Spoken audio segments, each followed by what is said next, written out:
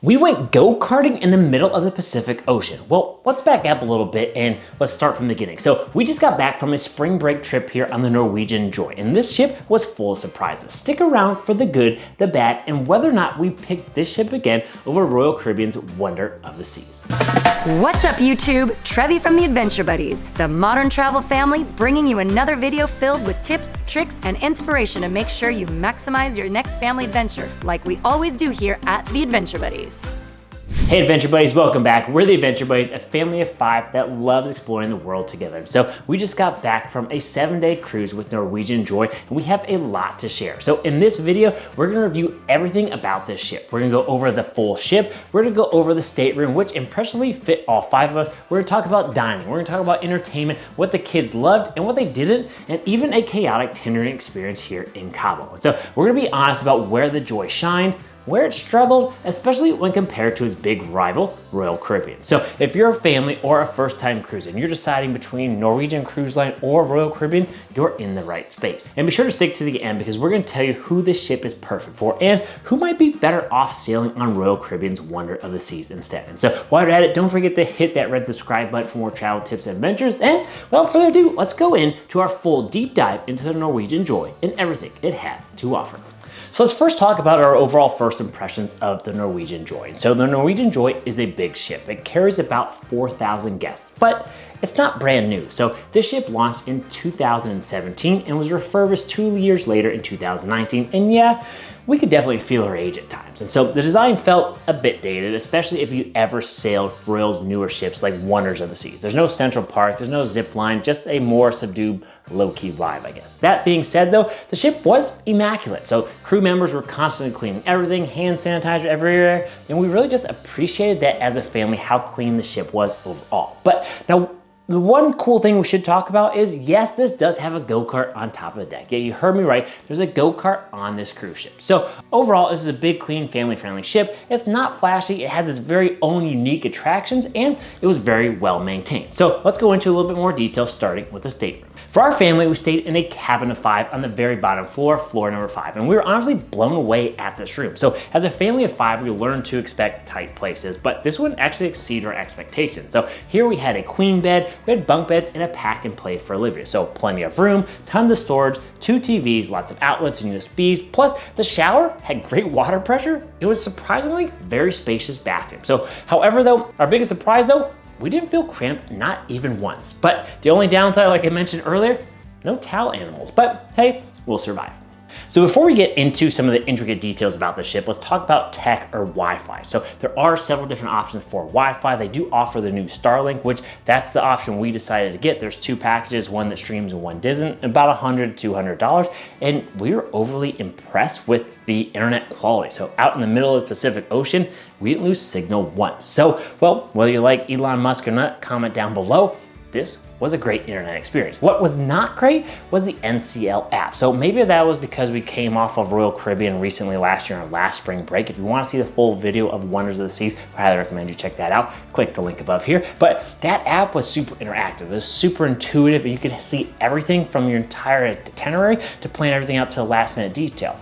On the opposite here with NCL, the app was rendered almost useless. So you couldn't see the deck plans. You could only see the itineraries for the actual day, not for several days in advance. You couldn't really book any reservations, etc. So it's just very limited. So we eventually just gave up and went with the old school newsletter that they slip underneath your door each morning. So next, let's talk about the top deck. We're talking about the pools, the slides, and yes, the go-kart. So let's unfortunately talk about pool time. Unfortunately though, the pools were not heated. So they had several different pools. They had a splash zone for kids with water slides and little dunk stations, etc. But you didn't want to go in there because it was absolutely freezing. So they didn't heat the pool. So what do? Well, they had 2 hot tubs. Yes, only 2. They were small, regular sized hot tubs, and there was a line that you had to wait in. So the hot tubs were both full. We had to wait 10 to 15 minutes before they emptied out that hot tub and let a bunch of more people in. So this was just super inconvenient. And we thought it was just kind of a waste of space because you have all these pools, nice pools, but nobody was enjoying the whole time. So 7 days, no one got in the pool once because it was absolutely freezing. Now, speaking of water, let's talk about the water slides. So here on the Norwegian Joy, they had two different types of water slides. One that you could go on and float on a raft, and so you could do a single rider or a double rider and actually go down. It was actually pretty fun, not terribly fast, and yes, the water wasn't heated, but you really didn't get wet, so we highly recommend you checking that one out. The other one that was a lot of fun, but it was super restrictive. You couldn't wear particular jewelry or anything on your body. You just had to go in your swimsuit alone, was the one that had the floor that dropped out beneath you, and you just flushed down like a toilet, I guess, and it was just super fun. But again, freezing, so you only wanted to do it once. Check the box, said that you did it. So next, let's talk about one of the reasons why you might have even considered booking this ship in the first place, and that is the go-karts. Again, yes, you heard me right, go-karts here on a cruise ship in the middle of the ocean. You have to do it, right? Absolutely. Well, we were a bit disappointed, so let's get into why. So at first off, this was extra. So it cost $15 a person. There tends to be a long wait. One, because a lot of people want to do it, and two, it's very slow line. And so oftentimes you have 3 or 4 cars going at once, and so the line backs up and takes forever. Once you do get on there, you get about 6 to 8 minutes, and based on the riders in front of you or behind you who could crash or could slow the process down, we only actually got about 4 laps in total. And so while we wanted to check the box, said yes, we did it, was it worth it? No. Would we go again? Absolutely not. We decided to do other things. So again, super excited to try it, but ultimately the go-kart did not live up to all the hype. And then finally, to wrap up the top, we did have a couple things that we're normally used to. They did have a small miniature golf course, and that had 9 holes. Wasn't as good as some of the other ones that we've seen before on cruise ships, but the one that they didn't have that we were a little bit shocked was no sport court. So we're used to having some sort of basketball court, etc., volleyball court, what have you, but they had none of that. Maybe that's where the go-kart win took place of that. I could see that, but again, we were kind of surprised that there's no sport court on this cruise. So next, let's talk about the dining review. Here we've got a buffet, we've got main dining, and they've got specialty dining. And so keep in mind, we aren't foodies, but let's go into it. So let's start off with the buffet. The buffet had good layout, no long lines, and it actually had a solid variety. We give it about a 7 out of 10 on food quality. So again, nothing fancy, but it worked. And yes, we ate a lot of the soft serve ice cream, and I do think that was one of the highlights. They had a ton of ice creams and you never had to wait. Then the next main dining area is the main dining rooms, and they had 3, Taste, Savor, and Manhattan rooms. So all the menus were exact same, but they were in different locations. But the food again was just okay. Not amazing, not bad, but they did have a reservation system that we were able to take advantage of so that we were able to not wait, because again, we had Olivia who's 2.5 and we don't want to keep her hungry and have to deal with that. So we do suggest you get a reservation. You don't need one for this. There was limited waits, but again, just a tip for you, make the reservation if you can. Then the last type of dining is the specialty dining. And so they had a wide variety of dining. They had the traditional hibachi grills, but the one that we really recommend was called Q. That was the country barbecue one. And not only did it have great barbecue food, probably the best dessert that we've had on the ship, but this also had live country music. So overall, we thought it was a good vibe, but it did require you to spend an additional $40 per person. So again, anytime we do specialty dining, it is an additional charge, and while the main dining and obviously the buffet are free. So just something to consider, but in overall, the dining, we give it about a 7 out of 10. So next, let's talk about the entertainment on the ship. And so while the entertainment, we'll say, was limited, we actually liked what we saw, but again, it was just limited. You didn't have many varieties. So the main show was called Elements, which was visually impressive. It had acrobats, it had magic, it had music, etc. But again, it was just all right. They also had a Beatles tribute band, super fun. They had a magician, very good. And then they had a juggler, comedian, not that great. But on top of that, they also had their standard trivia night, they had karaoke, they had a couple little game shows, etc. But again, when you compare the Joy to Royal Caribbean, just didn't come close in terms of entertainment.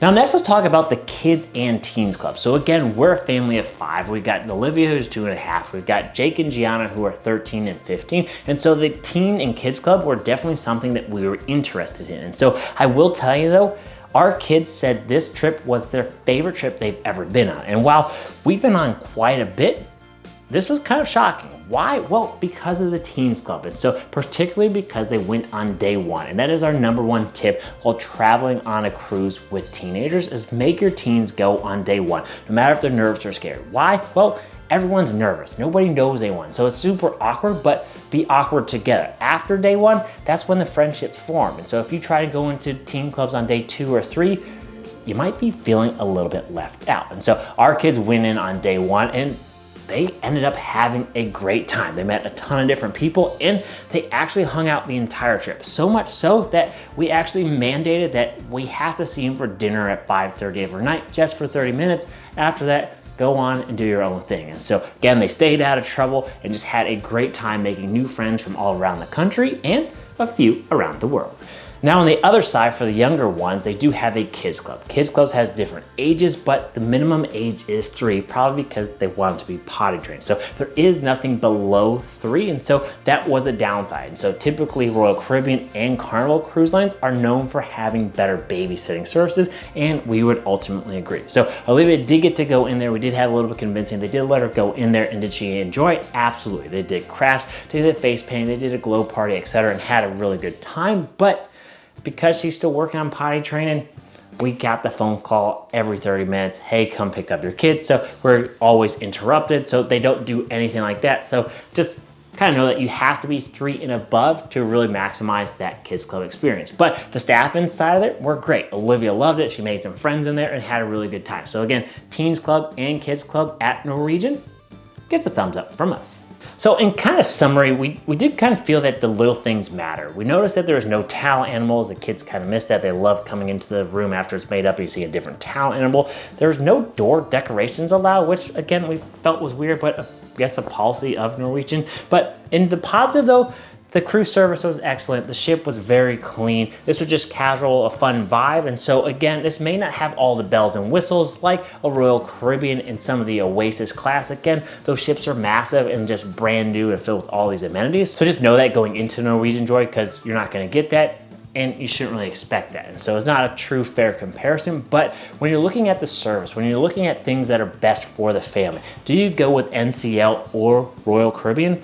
Well, unfortunately for Norwegian, which we were once a fan of, we're going loyal to Royal every single day. And so Royal Caribbean we thought from start to finish, from embarkation to the ship, to the amenities, through the activities, the entertainment, just the fluid customer service, knocked the socks off a Norwegian Cruise Line. So unfortunately, again, Norwegian Cruise Line is not bad. Don't get me wrong. It's probably number 2 on the list, and we do recommend this ship. We do recommend NCL, but if you had the choice, NCL or Royal Caribbean is the easy choice to go, especially for those with families, whether they're youngs or whether they're older. Royal Caribbean is definitely the way to go. And so I'm Matt from the Adventure Buddies, and I hope you enjoyed this video. If you did, please consider giving us that big thumbs up. Hit that red subscribe button for more travel tips and adventures. And most importantly, remember, life's an adventure. Who are you going on it with?